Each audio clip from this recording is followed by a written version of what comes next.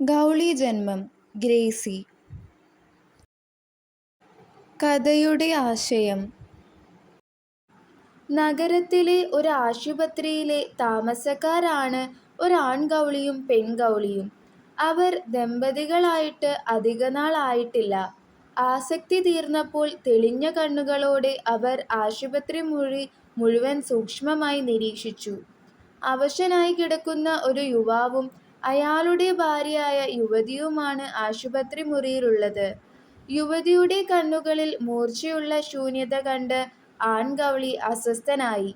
അപ്പോൾ ഒരു സന്ദർശക ആ മുറിയിലേക്ക് കടന്നുവന്നു. മരിക്കാൻ കിടക്കുന്നവനോടോ അവൻ്റെ സുന്ദരിയായ ഭാര്യയോടോ സന്ദർശകയ്ക്ക് അനുതാപമോ കാരുണ്യമോ ഇല്ല. രോഗമില്ലാത്തവൻ രോഗിയെ സന്ദർശിക്കുന്നത് തൻ്റെ ആരോഗ്യതരംഗം കൊണ്ട് ആ പാവത്തെ വിഷമിപ്പിക്കാനാണ്. ധൈര്യമായി മരിക്കാൻ പോലും സമ്മതിക്കില്ല എന്നാണ് സന്ദർശകയുടെ വരവിനെക്കുറിച്ച് ആൺഗൗളി പറഞ്ഞത്. നീ ഗർഭിണിയാണെങ്കിൽ അബോർട്ട് ചെയ്താൽ മതി. ഇക്കാലത്ത് അച്ഛനില്ലാത്ത കുട്ടിയെ വളർത്തിയെടുക്കാൻ ബുദ്ധിമുട്ടാണ് എന്ന് സന്ദർശക യുവതിയോട് പറയുന്നു. സന്ദർശക പറഞ്ഞത് സത്യമാണെങ്കിലും ഇത്ര നിർദ്ദയമായി സത്യം തുറന്നു പറയാമോ എന്ന സന്ദർശകയുടെ അഭിപ്രായത്തെക്കുറിച്ചുള്ള തൻ്റെ പ്രതിഷേധം പെൺഗൗളി അറിയിച്ചു. ഇപ്പോഴത്തെ തലമുറ ഹൃദയത്തിനല്ല തലച്ചോറിനാണ് മുൻതൂക്കം നൽകുക എന്ന് ഇതിന് ആൺഗൗളി മറുപടി പറഞ്ഞു.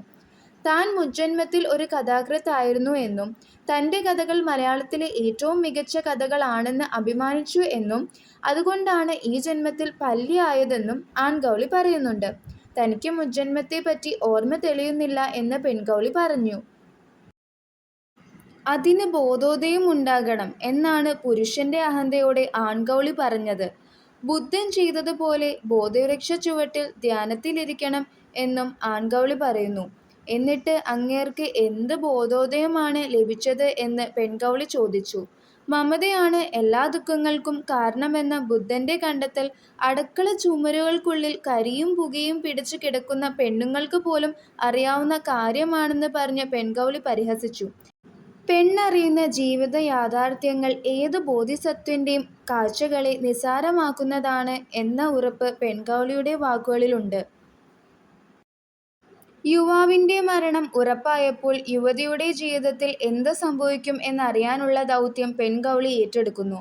പോകരുത് എന്ന ആൺഗൗളിയുടെ വിലക്കിനെ മറികടന്ന് നിങ്ങളുടെ കുഞ്ഞുങ്ങൾക്ക് ജന്മം നൽകാൻ കഴിയുന്ന വാടകസത്രമാകാൻ ഏത് പെൺശരീരത്തിനും കഴിയും എന്ന് പറഞ്ഞ് പെൺഗൗളി അപ്രത്യക്ഷമാകുന്നു. ആൺഗൗളിയുടെ ജീവിതത്തിൽ നിന്നുള്ള പെൺഗൗളിയുടെ ഈ അപ്രത്യക്ഷമാകലിലൂടെ പെൺമനസ്സിന് അതിൻ്റെതായ തെരഞ്ഞെടുപ്പുകൾ ഉണ്ടെന്ന് കഥാകാരി സൂചിപ്പിക്കുകയാണ്. അപ്പോൾ ഇത്രേ ഉള്ളൂ നമ്മുടെ ഇന്നത്തെ വീഡിയോ. അപ്പോൾ വീഡിയോ ഇഷ്ടമായെങ്കിൽ ലൈക്ക് ചെയ്യുക, ഫ്രണ്ട്സിന് ഷെയർ ചെയ്ത് കൊടുക്കുക, സബ്സ്ക്രൈബ് ചെയ്യുക, അതുപോലെ തന്നെ നിങ്ങളുടെ അഭിപ്രായങ്ങൾ കമൻറ്റ് ചെയ്യുക. അപ്പോൾ അടുത്ത വീഡിയോയിൽ കാണുന്നവരെ ബൈ.